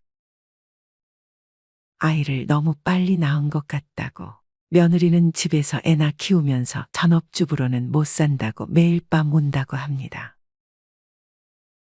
친정 부모님은 두 분 다 일을 하셔서 아이를 봐주실 수 없으니 엄마가 봐주면 안 되냐고 사정을 했습니다. 그래서 저희 부부는 생각해 보겠다고 하고 돌아왔습니다. 집에 와서 상의를 하는데 남편은 강하게 반대를 하더라고요. 이제 은퇴하고 둘이 여행 다니면서 그렇게 살고 싶은데 몸도 약한 제가 아이를 돌보다가 병이라도 날까봐 걱정이라고 거절하라고 하더라고요. 그리고 남편은 며느리가 워낙 예민해서 아이를 돌보다가 계속 부딪히지 않겠어? 그냥 아이 돌보는 사람을 찾으라고 하든지, 애 엄마가 직접 보라고 해. 라며 심하게 반대를 하더라고요. 그때 남편 말을 들었어야 했는데 지금 생각해 보니 참 많이 후회가 됩니다. 그 뒤 아들 녀석은 저에게 전화를 계속하여 아이를 돌봐달라고 졸랐고 저도 차마 아들 녀석 말을 거절하지 못하고 그러겠다고 승낙을 해버렸습니다. 사실 손주가 눈에 밟혀서 손주 보고 싶은 마음이 더 컸던 것 같았습니다. 얼마 뒤 며느리는 출산 휴가 3개월이 지났다며 손주를 데리고 왔습니다. 이때부터 손주 육아를 시작하게 되었습니다. 손주 키우기 정말 힘들었습니다. 밤에 잠을 잘 자지 못하는 손주 때문에 잠도 잘 못 자고 할 일이 태산이었습니다. 끝이 없는 육아 활동에 지쳐 진절머리 치기 시작했습니다. 다행히 남편이 있어서 많이 도와주었지만 손주를 데리고 온 뒤 남편과 다툼의 빈도가 늘어나기 시작했습니다. 손주를 맡긴 뒤로 며느리가 사사건건 전화로 취조하듯이 묻거나 명령조로 이야기를 해서 남편은 아주 못마땅해 했습니다. 그러다가 사건이 하나 터졌습니다. 어느 날 며느리가 집안에 CCTV를 설치하겠다고 한 것입니다. 며느리가 말을 참 직설적으로 하는데 집으로 와서 남편과 저를 보며 어머니, 며칠 후에 CCTV 설치하는 분이 올 거예요. 그럼 안방이랑 거실에 설치하시면 돼요. 라고 말을 했습니다.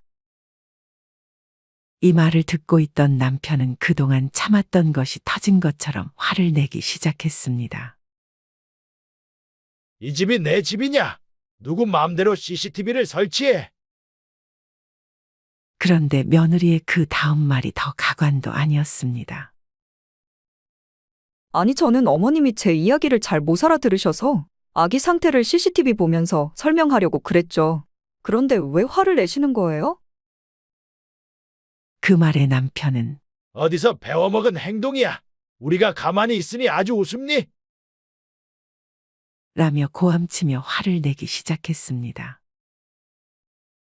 그리고는 남편이 말했습니다. 그렇게 못 믿겠으면 네 자식 네가 키워라. 그랬더니 며느리가 엎어져 울기 시작합니다. 한참 울더니 벌떡 일어나 하는 말이 아버님이 도대체 왜 화를 내시는지 모르겠다고 했습니다. 옆에서 보고만 있던 아들놈은 부모님에게 따집니다. 자기 마누라한테 왜 그러냐고 도리어 저희에게 역정을 내고 있고요. 참 기가 막히더라고요.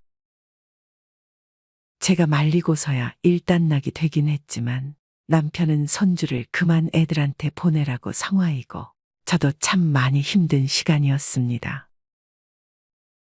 며느리가 예민한 줄은 알았는데 직접 부딪혀 보니 상상했던 것보다 훨씬 심한 정도였습니다. 주말에는 며느리가 우리 집에 방문하면 집에 먼지가 너무 많아서 아이 호흡기에 안 좋아요. 어머님, 환기 제때 시키고 있죠? 아이 분유병 속이 청결하지 않은 것 같은데 소독하고 있어요? 라며 무슨 검사관이 조사하듯이 말을 했습니다. 방바닥에 머리카락 하나 떨어져 있는 꼴을 보지 못하고 아이가 먹으면 어떻게 하냐고 제게 잔소리를 하더군요. 그때쯤 저도 인내심이 바닥을 보이고 있었던 시기라 며느리에게 말했습니다. 나는 청결하지도 못하고 부지런하지도 못해서 못 키우겠으니 네 자식 네가 데려가서 키워. 그랬더니 며느리가 정말 날 보고 그럽니다. 어머니, 아버님이 돈이 많으셔서 유산 주실 게 많이 있으시면 저도 집에서 애만 보고 살고 싶어요. 근데 어머님 아들이 능력이 안 돼서 제가 돈을 안 벌면 집은 언제 사고 애는 무슨 돈으로 키워요. 다른 집들은 시부모님이 집 사주셔서 시작부터가 달라요. 라며 저에게 도끼를 품고 말을 하더라고요. 아들놈은 옆에서 가만히 보고만 있고요. 진짜 기가 막히더라고요. 아니 요즘 애들은 다 이런 건가요? 그날 아들 며느리를 보내고 남편 붙잡고 한참을 울었습니다. 저희가 집을 못 사줬지만 전세 구해서 그 집에서 살고 있는데 그게 못마땅했던 것인지 그 전셋집 명의가 아들 명의가 아니고 제 명의라서 그런지 잘 모르겠습니다. 저는 하나밖에 없는 아들이고 그 정도 여유도 있고 하니 아들 명의로 집을 사주자고 했지만 남편은 아들이 독립심이 생길 때까지 그러는 게 아니라고 한사코 말리더라고요. 만에 하나 과부되어 저 혼자 남게 되면 돈 없어 애물단지 취급받는다고요. 며느리가 하는 행동을 보니 남편 말이 맞았다는 확신이 들었습니다. 그 뒤 우리 부부와 며느리는 극도로 사이가 좋지 못했습니다. 사실 며느리가 밉게 나오니 손주도 예뻐 보이지도 않고 크면 클수록 더 힘들게 하고 저도 건강이 많이 좋지 않아서 걱정이 많아집니다. 그러다가 큰 사건이 벌어졌습니다. 손주가 걷기 시작하면서 더 분주해졌는데 하루는 신나게 걷다가 뛰다가를 반복하더니 제가 잠깐 한눈 판 사이에 아이가 넘어졌습니다. 넘어지면서 바닥에 있던 장난감에 이마를 부딪혔는지 이마가 찢어지는 사고가 발생했습니다. 아이는 자지러지게 울지, 이마에 피는 흥건하지, 남편과 어찌 할 바를 모르겠더라고요. 그렇게 정신 차리고 병원에 데려가서 아이 이마 상처를 소독하고 왔습니다. 의사가 큰일 아니라고 괜찮다며 많이 놀라셨겠다며 저희 부부를 위로하는데 저도 모르게 눈물이 나더라고요. 그렇게 의사가 괜찮다고 하는 말을 듣고 아들에게 전화를 했습니다. 다쳐서 병원에 왔는데 괜찮으니 너무 걱정하지 말라는 말까지 했습니다. 그리고 집에 돌아왔는데 잠시 후 며느리와 아들이 방으로 들어오더라고요. 저희 부부의 얼굴은 보지도 않고 잠이 든 아이를 살피더니 며느리가 저에게 도대체 애를 어떻게 보신 거냐고 따지듯이 묻는데 그 태도가 아나무인격이고 시퍼런 눈과 대하는 태도가 식모 취급하듯 하여 분이 격히 마주본 며느리에게 이게 어디서 배운 버리장머리냐고 야단치면서 머리를 밀쳤습니다. 그리고 나서 내가 잠깐 한눈 파는 사이 순식간에 애가 넘어진 것이고 크는 아이는 넘어질 수도 있고 그러면서 크는 게 아이라고 하니까 번개 같은 속도로 며느리가 제 뺨을 내리치는 겁니다. 하도 기가 막혀 멍해졌습니다. 그리고 제게 말하더군요. 애 옆에서 한시도 떨어지지 말아야죠. 그게 애 보는 사람 기본 아닌가요? 라고요. 저는 그때까지도 너무 놀라서 멍해 있는데 옆에 있던 남편이 며느리의 뺨을 똑같이 내리쳤습니다. 살다 살다 너 같은 못된 년은 처음이다. 라면서요. 남편은 원래 욕이라고는 하지도 않는 사람입니다. 그런 남편이 욕을 하며 며느리와 아들에게 나가라고 어서 나가라고 했습니다. 앞으로 너희들 안 보고 살아도 되니까 당장 꺼져라고 소리쳤습니다. 그 와중에 아들놈은 우리 마누라 왜 때리냐고 남편에게 대들고 막장도 이런 막장이 없었습니다. 창피하고 억울해서 말로 표현할 수 없습니다. 자식 잘못 키운 저희 잘못이죠. 그렇게 그날 밤 우리 부부는 평소 먹지도 않는 소주를 사다 놓고 둘이 마시면서 밤새 울었습니다. 그리고 다음 날 남편이 말하더군요. 그냥 자식 없는 셈 치자. 며느리 욕할 필요도 없어. 요즘 세태가 그런가 보. 우리 집 말고도 집집마다 더한 집안도 있을 거야. 자식 잘못 키운 내 잘못도 크지만 공무원 하면서 죽어라고 일만 하고 재테크에 신경 못 쓴 내 잘못이 한몫한 것 같네. 라고 했습니다. 그 와중에 아들놈은 다음날 아이 어떻게 할 거냐고 저에게 전화하는데 이런 미친놈을 자식이라고 제가 지금까지 애지중지 키웠네요. 우선 남편이랑 휴대폰 다 꺼버리고 짐을 쌌습니다. 저희는 큰 돈은 없지만 지금 있는 돈이면 앞으로 충분히 먹고 살 정도는 됩니다. 그냥 우리는 우리들끼리 살기로 결정을 했습니다. 그리고 부동산에 전화를 해서 아들놈이 전세로 살고 있는 집 전세를 빼달라고 했습니다. 급하니까 최대한 빨리 빼달라고요. 저희는 그렇게 아들, 며느리 모르게 아무도 모르는 남쪽 바닷가 지방으로 이사하기로 결정해 곧 실행할 계획입니다. 아들이 살고 있는 집을 다른 사람에게 전세 내놨다고 하니까 아들 집에 난리가 났죠. 부동산 사장님이 무슨 일이냐고 궁금해 하더라고요. 그 뒤 아들놈이 전화를 하고 난리가 났습니다. 전화통에 불이 나더라고요. 조금 있으니 며느리도 전화를 합니다. 전화를 안 받으니 문자를 해서는 잘못했다. 잠깐 생각이 못 미쳤다. 다시는 안 그러겠다. 용서해 달라고 했습니다. 대꾸를 안 하니까 그 다음날 어머니가 어떻게 이러실 수가 있느냐부터 이혼하겠다. 라고 협박도 했습니다. 조금 있으니 사돈까지 전화를 하고 아주 발등에 불이 떨어졌겠죠. 그렇게 저희는 휴대폰 꺼놓고 며칠 후에는 폰 번호까지 싹 바꿔버렸습니다. 그리고 지금은 작은 중고 캠핑카 하나 계약했습니다. 둘이서 여행 다니면서 조용히 살 거지만 마음은 편치 않습니다. 생각할수록 분하고 너무 슬픕니다. 그 뒤 자식놈과 며느리가 어떻게 되었는지는 소식을 모르고 있습니다.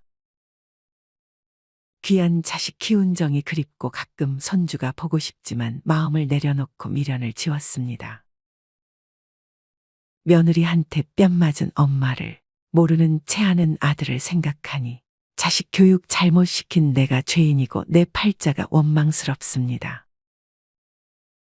어쩌겠습니까? 이왕 이렇게 된 거 다 잊고 살려고 합니다. 저 마음을 어디 하소연도 못하고 실어 보낼 수 없습니다. 밤마다 우는 소쩍새 울음소리에 내 하늘 몰래 스며들게 하고 싶습니다. 자식 잘못 키운 엄마가 신세 한탄하며 눈물로 썼습니다. 고맙습니다. 이어서 사연 하나 더 들려드리겠습니다. 이제는 내 나이도 60 중반. 평생 밉든 예쁘든 아이들 키우는 재미로 살고 이제야 평화로운 노년을 꿈꾸고 있습니다. 열심히 번 돈은 자식들 뒷바라지 하는데 모두 쏟아 부었고 대학까지 보낸 후에야 온전히 나만을 위한 노후 자금을 모으기 시작하였죠. 아이들의 교육을 위해 내내 도심에 살긴 했었지만 그동안의 삶에 많이도 지쳐 있었습니다. 청춘 다 갈아내며 모은 돈은 자식들에게 다 들어갔어도 한 번도 사회생활 쉰 적이 없었던 게 다행인 건지 짬짬이 모아 두었던 돈으로 고향 시골 마을에 조용한 집을 얻었죠. 처음에는 자식들이 이제 엄마 보고 싶으면 그 먼 곳까지 찾아가야 하네. 엄마 아프면 병원은 어떻게 가려고. 그냥 여기 있어. 하며 서운한 티를 냈습니다. 하지만 이제는 마음의 여유를 찾고 싶어 누군가 지어놓은 전원주택을 하나 사 고향으로 돌아왔습니다. 어렸을 적 친구, 동네에 사시던 아주머니들, 이제는 나이가 들어버린 저도 반갑게 맞이해 주었습니다. 내심 이제는 외지인 취급을 하지 않을까 걱정했지만 기우더군요. 시집가기 전까지 부모님과 함께 살고 있었던 마을의 모습은 그대로 유지되고 있었습니다. 더러는 주변 농사 짓는 이의 논이나 밭에 가 소일거리를 하고 돈을 받기도 하였죠. 그렇게 시골살이에 적응해 나가는 동안 자식들은 저마다 좋은 짝을 만나 결혼을 했습니다. 엄마, 나 잘 살게. 애기 가지면 엄마도 자주 보러 갈 거야. 눈물 지으면서 말하는 딸. 그런 딸에게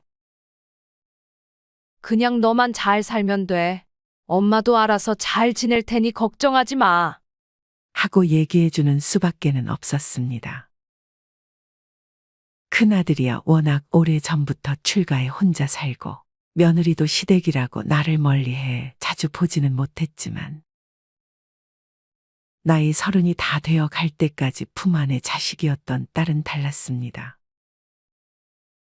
결혼해서도 하루가 멀다 하고 저에게 전화에 눈물 바람이기 일쑤였죠. 엄마, 나 너무 힘들어. 결혼하면 마냥 좋을 줄 알았는데 집안일은 끝이 없고 회사 일도 제대로 못 보고 애는 어떻게 가져? 하고 푸념을 늘어놓으면서요. 그런 딸에게 저는 애기 가지면 더 힘들 게다. 너 같은 성격이면 더 할 거야. 잃는 것도 많지. 하며 어쭙잖은 위로를 해주었어요. 그럼 딸은 저에게 그렇게 힘든데 엄마는 자식을 왜 둘이나 낳았어? 하고 물어보았습니다. 저는 곰곰이 생각하다. 너네 오빠는 첫째라 모든 게 서투르고 조심스러웠다면 너 키울 때는 그제서야 여유도 생기고 사랑으로 볼 수 있게 되더라. 그 사랑으로 버티고 키웠지. 하고 대답해 주었습니다. 딸은 그 말을 듣고도 아직은 응석밖에 못 부리는 아이인 것 같았죠.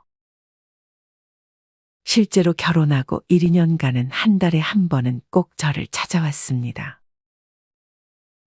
딸 내 집에서는 왕복 2시간 거리. 사위도 힘들고 고될 테지만 딸 아이를 따라서 꼬박꼬박 제대로 된 카페도 흔하지 않은 시골로 내려와 주었어요.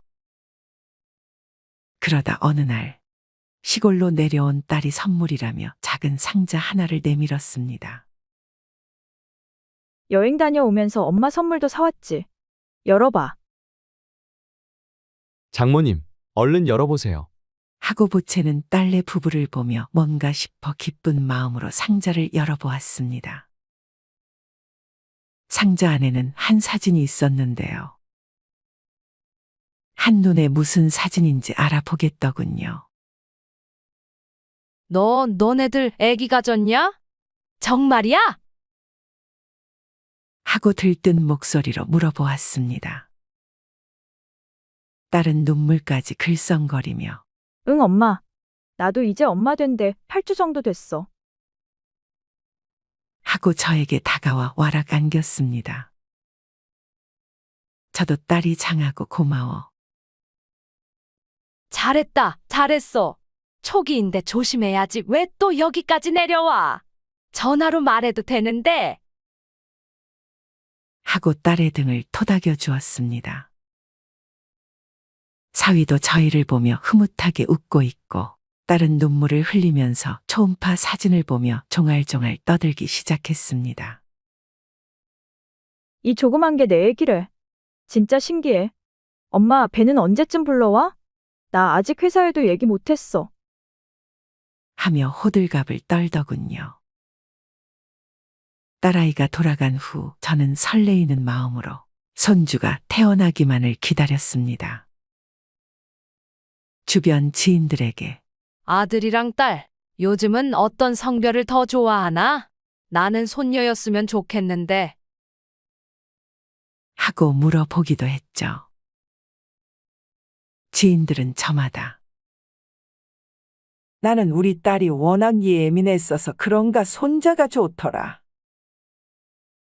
남자애들은 사고를 얼마나 치는데 요즘은 딸 낳아야 사위들도 자식 키우는 맛느낀데. 하고 거들기도 했는데요. 저도 어떠한 성별이든 첫 손주가 태어난다고 하니 설레었습니다.